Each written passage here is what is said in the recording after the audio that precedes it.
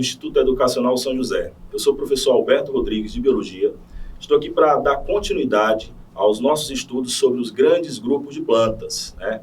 Hoje nós vamos falar especificamente do grupo das angiospermas, né? Basicamente os aspectos gerais, alguns dados evolutivos e um pouco também sobre a reprodução.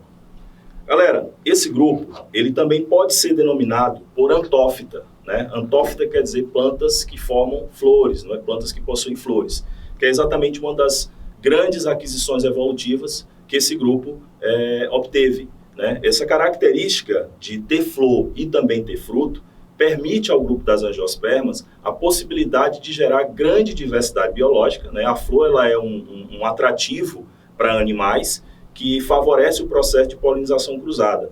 E o fruto, em contrapartida, ele é uma estrutura que vai favorecer o processo de dispersão da semente. Então, se você somar essas duas aquisições evolutivas das angiospermas, que seria flor e fruto, você vai ter, ao longo da evolução, o grupo que teve um maior sucesso no que diz respeito à biodiversidade, né, o que tem mais espécies catalogadas, são cerca de 250 mil espécies, isso corresponde a 90% de tudo que existe de planta, e eles também são, seria o grupo mais representativo, aliás, é o grupo que mais se distribui geograficamente, né? Então é o grupo mais diversificado e o grupo mais disperso de todos. Você vai encontrar angiosperma em todos os tipos de ecossistemas da Terra, tá?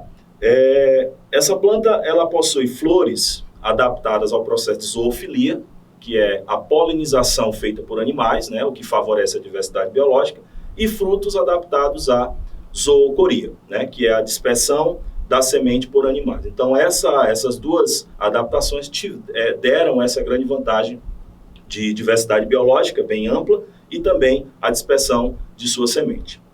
Bom, em relação à classificação desse grupo, existe uma classificação tradicional que divide o grupo em duas categorias, em duas classes, né? Angiospermas é um filo, é uma divisão antófita, ou também chamada de divisão magnoliófita. Essa divisão ela é separada em classes. Então, nós temos duas classes principais, a classe das plantas monocotiledôneas e das plantas dicotiledôneas.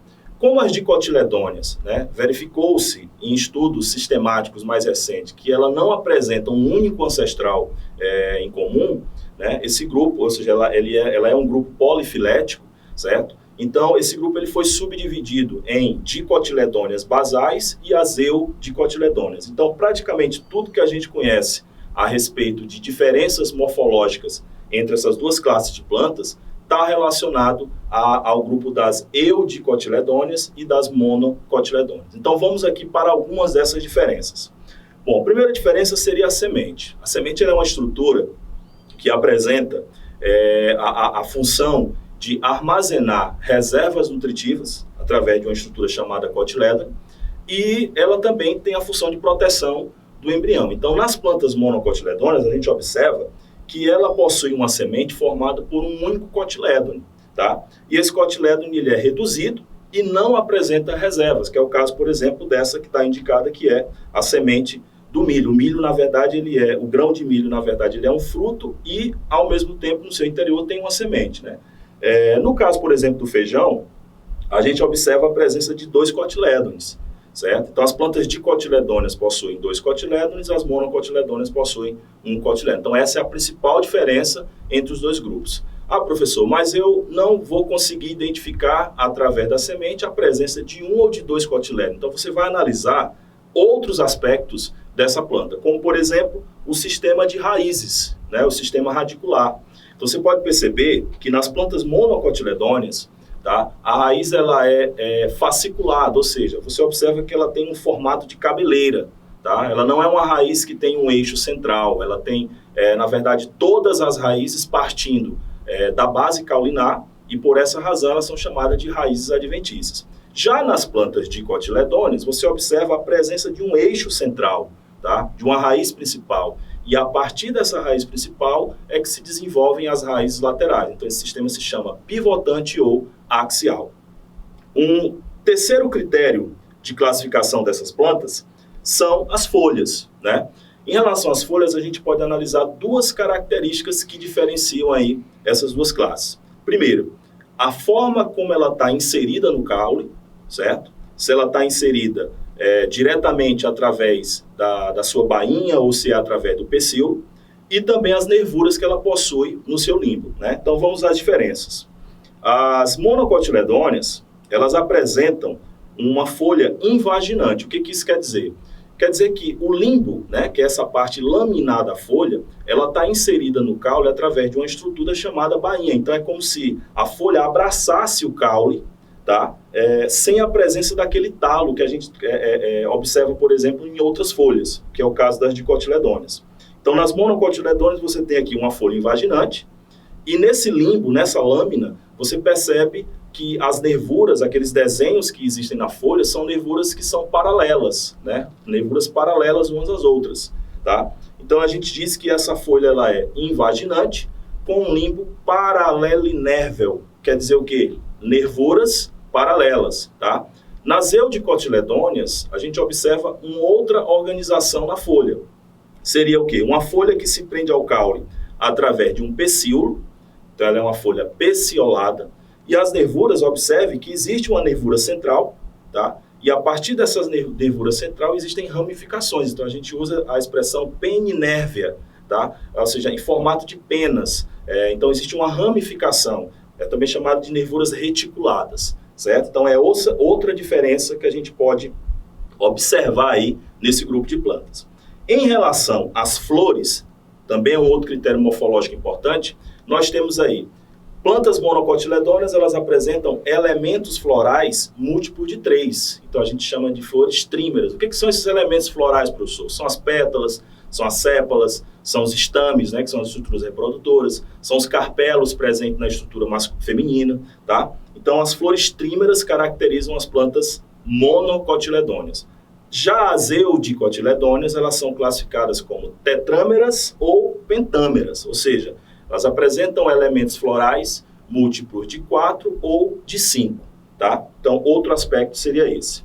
E, por fim, mais 2 outros aspectos. Esse aqui, a gente só consegue observar se for com auxílio de uma microscopia, né? Pelo menos uma microscopia óptica. A gente vai conseguir visualizar no caule dessa planta como os vasos condutores de seiva estão distribuídos em seu interior.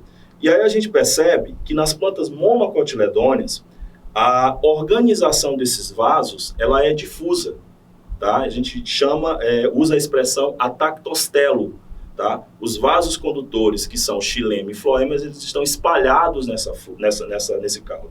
E enquanto que nas eudicotiledôneas, você tem uma organização denominada eustelo, onde todos esses vasos eles estão concentrados dentro de um cilindro vascular, tá? Beleza? Outra coisa, o tipo de crescimento. As plantas, em geral, elas apresentam 2 momentos de crescimento, algumas, na verdade. Existe o crescimento primário, que é aquele crescimento em comprimento, que a planta vai crescer alongando suas ramificações caulinares, certo? Isso toda planta tem, independente da classificação.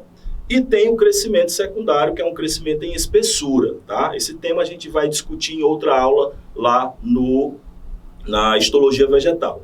Então vejamos o seguinte, as plantas monocotiledôneas, normalmente elas não geram um processo de diferenciação celular para crescer em espessura, então elas crescem basicamente em comprimento apenas. Enquanto que as plantas dicotiledôneas, as eudicotiledôneas, elas crescem inicialmente em comprimento, né, geralmente nos primeiros anos de vida dessa planta, e posteriormente ela vai crescer em espessura. Geralmente esse crescimento ele vai acontecer no caule e na raiz, tá? Então, de posse dessas observações, você consegue facilmente identificar o que é uma angiosperma monocotiledônea e uma angiosperma eudicotiledônea, certo? Bom, uma das características de suma importância para as plantas angiospermas é essa aquisição evolutiva denominada flor, tá? Ela é um órgão, de fato, de reprodução dessa planta. E ela está organizada em 2 partes principais. Os verticilos florais de proteção, que seriam a sépala e a pétala, como você observa aí na figura, tá? E os verticilos florais de reprodução, que é nesse verticilo aí que a gente vai destacar, né? Porque, por enquanto, nós vamos falar basicamente dessa estrutura principal da flor para entender o processo reprodutivo, né? Existe uma outra aula, em um outro capítulo, que nós trataremos a respeito da morfologia floral de forma mais detalhada. Beleza? Então, assim, quem é que está envolvido diretamente na reprodução? O estame, através da antera e do filete, corresponde à estrutura feminina, masculina dessa flor, e o pistilo, também chamado de carpelo ou gineceu, que constitui a parte feminina dessa flor. Repetindo, então o estame, a estrutura masculina, e o carpelo, gineceu ou pistilo, chamado de estrutura feminina, beleza? Então vamos entender aqui como é esse processo de reprodução, destacando aqui o ciclo reprodutivo dessa planta. Nós temos aí um esporófito, que é a fase duradoura dessa planta, né? Onde você observa a presença da raiz, do caule e da folha, tá? Que são os órgãos vegetativos de uma planta. Tá? Lembrando que órgãos vegetativos são aqueles órgãos que não estão diretamente relacionados à reprodução dessa planta. Bom, essa planta, ao sofrer maturação, ela vai chegar à época de floração, e essa floração ela vai desenvolver estruturas que, nesse caso aí da nossa imagem, é uma flor monóclina, que é uma flor que tem androceu, estrutura masculina, e gineceu, que é a estrutura feminina, beleza? Bom, o androceu, representado aí pela antera, tá? Ele vai produzir, através da meiose, os esporos masculinos, que são chamados de micrósporo. Estes, por sua vez, vão formar o gametófito masculino, que é o grão de pólen. Observe que esse grão de pólen, ele tem duas células, né, em seu interior, ambas haploides. A célula vegetativa, que posteriormente dará origem ao tubo políneo, tá? E a célula geradora, que vai dar origem aos gametas masculinos dessa planta, tá? A estrutura feminina, representada pelo óvulo, lembrando que o óvulo nas plantas não é gameta, tá? Gameta somente nos vegetais seria a estrutura do óvulo, nos animais, na verdade, tá? O óvulo das plantas, ele, na verdade, ele é uma estrutura onde irá se formar esse gameta, certo? Feminino, no caso.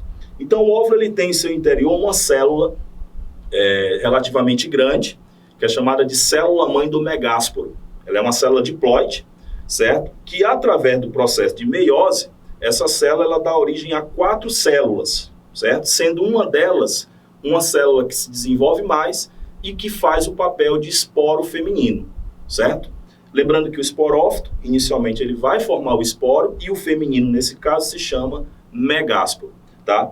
As outras 3 células que se formam a partir dessa meiose, elas degeneram, ou seja, elas não vão ter papel biológico aí nesse ciclo reprodutivo.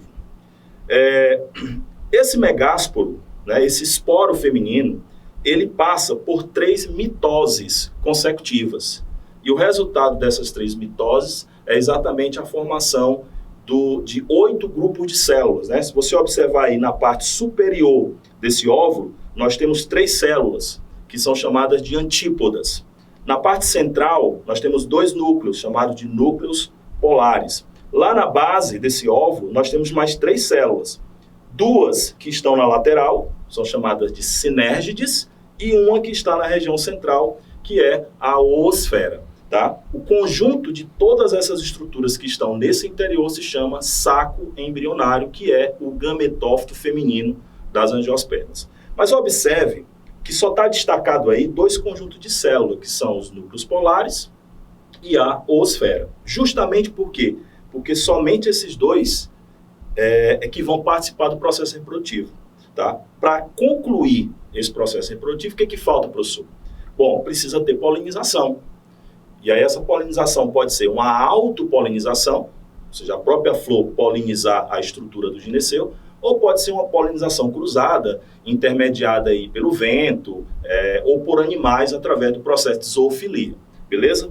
Então, quando esse grão de pólen sai da antera, tá, e se desloca até o gineceu, a célula geradora ela vai formar o tubo polínico. E a célula vegetativa vai formar o tubo polínico, tá? E a célula geradora vai descer por esse tubo polínico, tá? E vai formar 2 células denominadas células espermáticas, que no caso são os gametas masculinos dessa planta. Essas células espermáticas, uma delas vai fecundar a oosfera, certo? Formando o zigoto e posteriormente o embrião. E a outra célula espermática, ela vai formar um núcleo triploide, chamado de endosperma, que é um tecido de reserva nutritiva que essa planta vai ter que utilizar quando essa semente for germinar, certo? Então, os primeiros dias do embrião, após o processo de germinação, eles vão utilizar aí essa reserva que está presente no endosperma. Por isso que nas angiospermas a gente chama dupla fecundação. Por quê? Você tem a fecundação da oosfera, formando o zigoto, posteriormente o embrião, e a fecundação dos núcleos polares, formando o núcleo triploide, e depois aqui a reserva energética. Beleza? Galera, é importante você lembrar que estudar as plantas, os grupos de plantas, você precisa fazer uma integração desses grupos, sempre lembrando das aquisições evolutivas de um grupo em relação ao grupo anterior, porque só assim você vai conseguir fazer uma abordagem global a respeito da evolução das plantas. E esse ponto, evolução, é uma das abordagens mais comuns que a gente tem aqui no Enem. Tá? O Enem gosta muito de trabalhar biodiversidade tratando do aspecto evolutivo. Beleza? Então, um abraço a todos e até a próxima.